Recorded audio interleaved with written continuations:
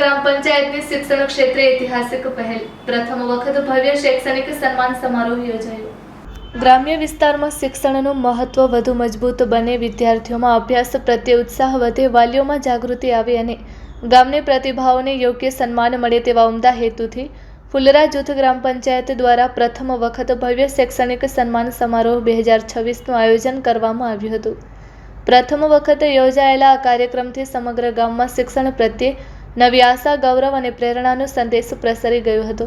કાર્યક્રમની શરૂઆત આંગતૂક મહેમાનોના ઉષ્માભર્યા સ્વાગત સાથે થઈ હતી.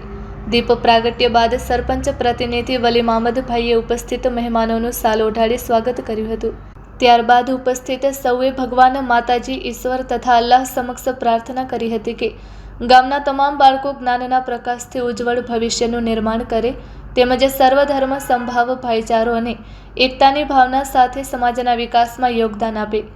સમારોહમાં વર્ષ 2025-26 દરમિયાન ધોરણ 1 થી 10 સુધી પોતાના વર્ગમાં પ્રથમ, દ્વિતીય અને તૃતીય ક્રમાંક મેળવનાર વિદ્યાર્થીઓને મંચ પર શાલ, મોમેન્ટો અને ગિફ્ટ અર્પણ કરીને સન્માનિત કરવામાં આવ્યા હતા. વિશેષ રૂપે તેમના વાલીઓનું પણ શાલ ઓઢાડી સન્માન કરવામાં આવ્યું હતું. આ અનોખી પહેલ દ્વારા ગ્રામ પંચાયતે સ્પષ્ટ સંદેશ આપ્યો કે બાળકની સફળતા પાછળ માતા પિતાના ત્યાગ, સંસ્કાર અને માર્ગદર્શનનો અમૂલ્ય ફાળો રહેલો હોય છે. આ ઉપરાંત ITI, diploma, BCom, BEd, engineering સહિત વિવિધ ઉચ્ચ અભ્યાસ પૂર્ણ કરનાર યુવાનો, શિક્ષકો, પ્રિન્સિપાલ તેમજ સરકારી અને ખાનગી ક્ષેત્રમાં ઉચ્ચ હોદ્દા પર સેવા આપતા ફુલરા ગામના પ્રતિભાશાળી નાગરિકોનું પણ ભવ્ય સન્માન કરવામાં આવ્યું હતું. ગામની નવી પેઢી માટે તેઓ પ્રેરણા સ્ત્રોત બને તેવો સંદેશ કાર્યક્રમમાંથી આપવામાં આવ્યો હતો.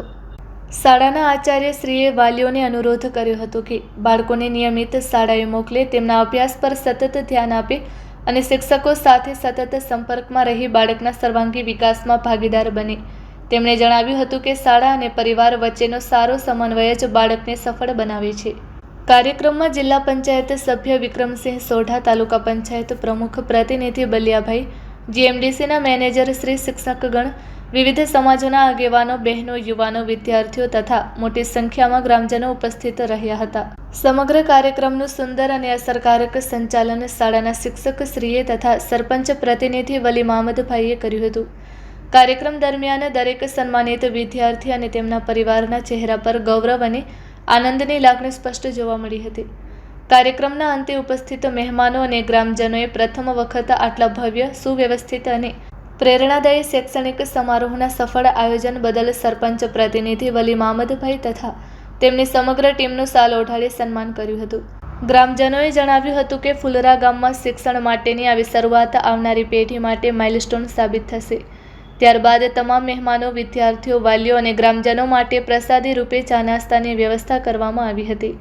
આ સેવા કાર્યમાં દલિત સમાજના સક્રિય કાર્યકરો અને દાતાશ્રીઓએ ઉમદા સહયોગ આપી સામાજિક સમરસતા, એકતા અને સેવા ભાવનું ઉત્તમ ઉદાહરણ પૂરું પાડ્યું હતું. અંતે ઉપસરપંચશ્રીએ આભાર વિધિ કરી કાર્યક્રમને સફળ બનાવવા બદલ તમામ મહેમાનો, શિક્ષકો, વાલીઓ, ગ્રામજનો, દાતાશ્રીઓ, કાર્યકરો તેમજ સરપંચ પ્રતિનિધિ વલી મામદભાઈ અને તેમની સમગ્ર ટીમનો હૃદયપૂર્વક આભાર વ્યક્ત કર્યો હતો. પ્રથમ વખત યોજાયેલો આ શૈક્ષણિક સન્માન સમારોહ માત્ર એક કાર્યક્રમ ન રહ્યો, પરંતુ સમગ્ર ગામ માટે શિક્ષણ પ્રત્યે નવી વિચારસરણી, નવી આશા અને નવી પ્રેરણાનો ઉત્સવ બની રહ્યો. ગ્રામજનોએ આશા વ્યક્ત કરી કે ફુલરા જૂથ ગ્રામ પંચાયત દર વર્ષે આવા કાર્યક્રમો યોજી ગામના દરેક બાળકને શિક્ષણના શિખરે પહોંચાડવા માટે સતત પ્રયત્નશીલ રહેશે. Report by Adam Notiyar, bureau chief, Kutch care, TV news, Lakhpat taluka.